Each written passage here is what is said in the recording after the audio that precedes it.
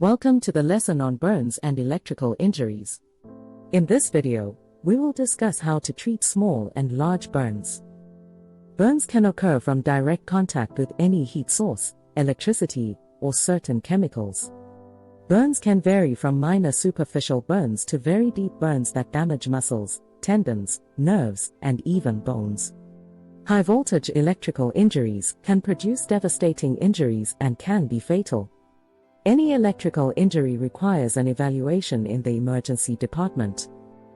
To treat small burns, first ensure that the source of the burn has been dealt with and the scene is safe. Make sure to wear personal protective equipment and get the first aid kit. Rinse the burn in cool or cold water. Apply antibiotic or burn cream if no allergies exist.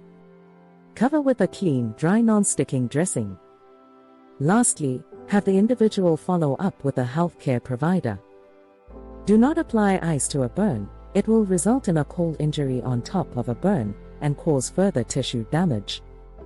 Call 911/EMS if there's a large burn, if there are burns on face, hands or genitals, or if the individual is having difficulty breathing, if there's a fire, or if there's a possibility of carbon monoxide exposure. The stop, drop, and roll technique is the best way to put a fire out. Also, you can smother the individual with a wet blanket to extinguish flames. Remove the blanket after the fire is out. To treat large burns, first ensure that the scene is safe.